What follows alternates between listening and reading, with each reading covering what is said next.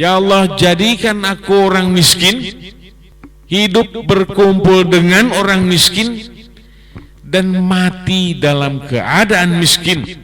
Kalau kita pengikut Kangjeng Nabi yang benar, mengapa Nabi berdoa seperti itu tiada yang pernah mengikutinya? Ada apa gerangan di dalam hati? Itu contoh terbaik itu. Coba di Holaqau Zikir ini berdoalah barang sedikit seperti Nabi tadi. Semua hati manusia takut dia. Tatkala mengangkat tangannya, ya Allah, jadikan aku orang miskin, keluh dia lidahnya, penakut semuanya.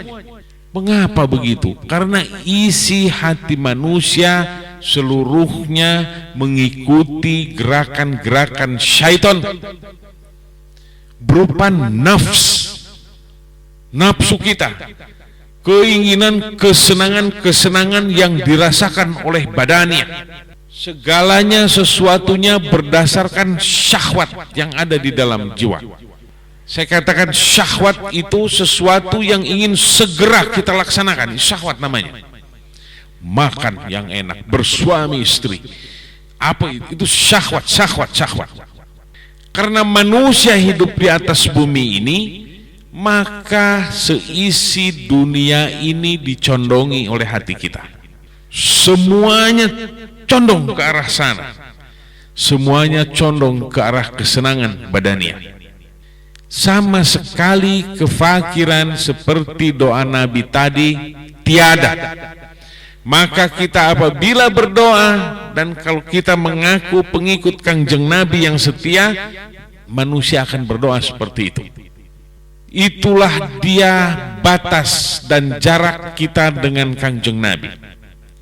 Kangjeng Nabi berdoa seperti itu, betapa lancar dan tulus hatinya seorang Nabi dan Rasul itu memintanya kepada Allah Subhanahu wa Ta'ala, sementara kita mentakutinya.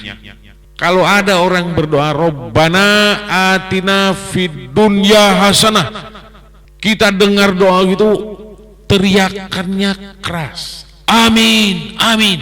Doa-doa permohonan dosa, ampunan dosa, tentang apa tadi, biasa-biasa saja dia, bagai orang suci. Itu manusia. Begitu Rabbana atina fid dunya hasanah, amin ya Allah, wa fil akhirati hasanah, fikirnya surga di sana, amin, keras. Hati kita bergerak lebih bersemangat lagi. Kenapa begitu? Cocok dengan syahwat, cocok dengan nafs tadi. Itulah wujud manusia.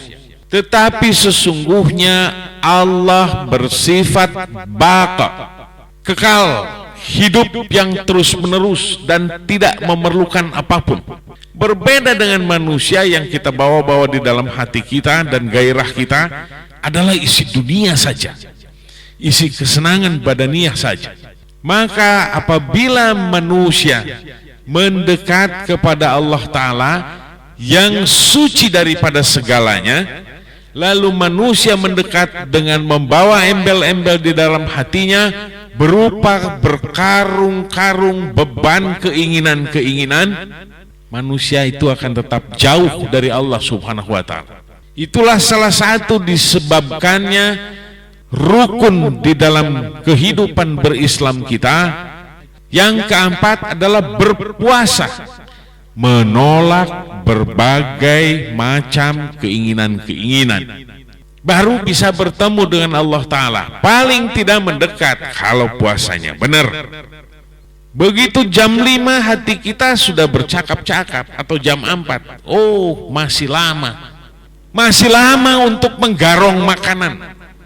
Hati kita ke situ saja, ke arah-arah syahwat saja. Jam 5 berkata-katanya terus itu hati manusia.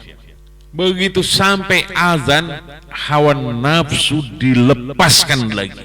Apakah kita tidak sadar bahwa kita harus fakir selalu di hadapan Allah Ta'ala? Jadi barang siapa ingin bertemu dengan Allah Subhanahu wa Ta'ala, pisahkan dunia dari dalam hati. Bukan harus miskin, tiada harta benda. Karena kalau kita Berdoa pun, ya Allah jadikan orang miskin. Kalau Allah berkehendak kita tetap menjadi orang kaya, Allah tetap berikan kekayaan itu kepada kita. Seperti kita sekarang berdoa, ya Allah jadikan aku orang kaya, tidak kaya-kaya. Harusnya ada kesadaran di dalam diri kita.